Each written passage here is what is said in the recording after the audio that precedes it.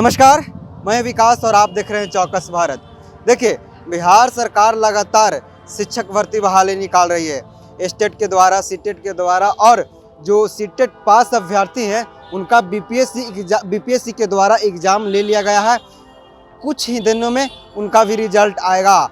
लेकिन जिस तरह से नियोजित शिक्षक अपनी मांगों को लेकर आए दिन धरना प्रदर्शन दे रहे हैं, हड़ताल पर बैठ जा रहे हैं, लेकिन आज तक उनकी समस्या का सोल्व नहीं हुआ है। बिहार में करीब 4 लाख नियोजित शिक्षक हैं, जिसमें बिहार सरकार एक फॉर्म भरने के लिए कहा था कि जो बीपीएससी के द्वारा इनका एग्ज़ाम होगा।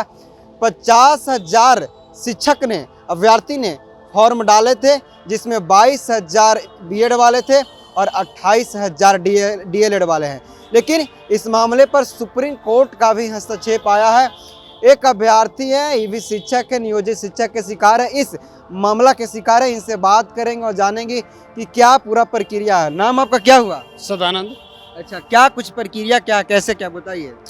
शुरू में बताया गया था कि हम लोग मांग कर रहे थे कि हम लोगों को राज्यकर्मी का दर्जा दिया जाए। तो बताया गया कि जो नियोजित शिक्षक बीपीएससी से आते हैं उनको राज्यकर्मी का दर्जा दिया जाएगा। तो कुछ लोगों ने इसका विरोध किया कि हमको परीक्षा नहीं देना है और हमको राज्यकर्मी का दर्जा चाहिए। लेकिन कुछ लोगों ने हिम्मत किया कि नहीं, हम मेहनत करके बीपीएससी को क्रैक करेंगे, एग्ज़ाम क्वालिफाई करेंगे।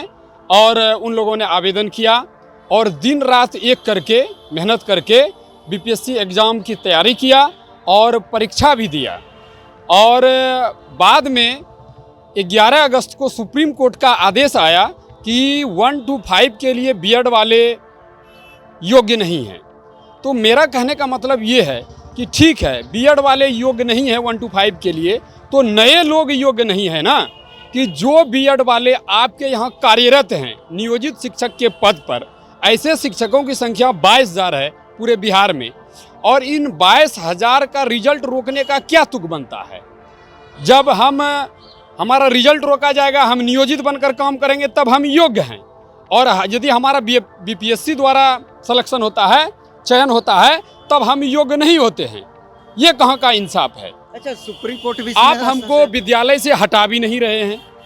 और जब हमको आप विद्यालय से हटा नहीं रहे हैं, माननीय बीपीएससी के चेयरमैन महोदय ने बताया था कि जिन बीएड वाले ने नौकरी पा लिया तो उनको हटा भी नहीं सकते हैं, वो लोग सुरक्षित हैं। अतुल बाबू ने साफ शब्दों में कहा कि जिन बीएड वाले ने नौकरी पा लिया वो लोग सुरक्षित हैं। भाई, जब हम सुरक्षित हैं तो फिर हमको राज्यकर्मी का दर्जा देने से आप वंचित क्यों कर रहे हैं? जब आपने हमारा एग्ज़ाम लिया और हम लोगों ने एग्ज़ाम में अच्छा मेहनत किया और हम लोगों का अब रिजल्ट बन रहा है, तो आप रिजल्ट रोकने की बात क्यों कर रहे हैं? इस पर स्पष्ट सरकार को भी निर्णय लेना चाहिए और उनको आदेश जारी करना चाहिए कि जो लोग हमारे यहाँ काम कर रहे हैं और वो बीएड धारी हो, योग्यताधारी हो या डीएलएड योग्यताधारी हो, उनका एक साथ रिजल्ट प्रकाशित किया जाए।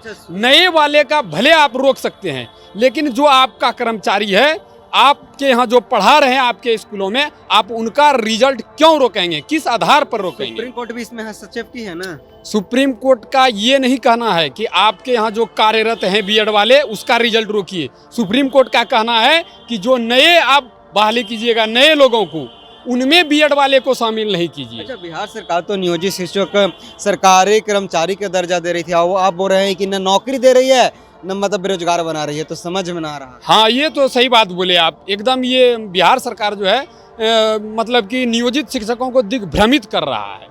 कभी ये बात, कभी वो बात, मतलब कि तरह तरह की आए दिन जो है रोज अलग अलग आदेश जारी होता है, अलग अलग नियम बनता है। ऐसे थोड़ी ना चलता है। ऐसे ना ही तो बच्चों का विकास होगा, न बिहार का विकास होगा, न बच्चों का, न विकास का। अच्छा, जब सरकार आप लोग के खिलाफ में जब कदम उठा रही है, तो आप लोग की उनकी सी मांग क्या है? हम लोगों का आग्रह है, गुजारिश है कि जो नियोजित शिक्षक बीपीएससी में शामिल हुए थे, उनका रिजल्ट डीएलएड वाले के साथ प्रकाशित किया जाए। और यदि ऐसा नहीं होता है तो जो नए लोग डीएलएड योग्यताधारी होंगे वो हमसे सीनियर हो जाएंगे और हम लोग जूनियर हो जाएंगे। वहाँ पर हमारे साथ विश्वासघात होगा, हमारे हकमारी होगी।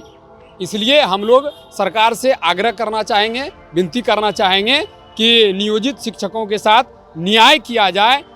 हम लोगों को विश्वास पर जिन विश्वास के साथ हम लोगों ने आवेदन किया था, परीक्षा का तैयारी किया था, उसको जो है उसका परिणाम जो है सकारात्मक होना चाहिए। आप सुन रहे थे, ये भी नियोजित शिक्षक है, इनका भी जो कोर्ट का मामला चल रहा है, इनका भी फंसा हुआ है। इन्होंने साफ तौर पर कहा कि हमें समझ में नहीं आ रही कि बिहार सरकार हम लोग से क्या चाहती है। न बेरोजगार कर देती है, और जो रोजगार भी दे रही है उससे कुछ होने वाला नहीं है। इन्होंने कहा कि सुप्रीम कोर्ट ने कहा है कि 1 to 5 में बीएड वाले योग्य नहीं है, तो इन्होंने कहा कि तो हम तो जूनियर बन जाएंगे। जो डीएलएड वाले की अगर योग्यता के अनुसार उसको जब 1 to 5 में होंगे तो हमसे सीनियर तो वो होंगे, तो बीएड लेने की फ़ायदा क्या होगा। हालांकि बिहार सरकार लगातार शिक्षक को लेकर पहल कर रही है। उनका ये भी कहना था कि हम नियोजित शिक्षकों के सरकारी कर्मचारी की दर्जा देंगे, लेकिन कहीं ना कहीं सरकार इस पे अपना कदम पीछे खींच ली है।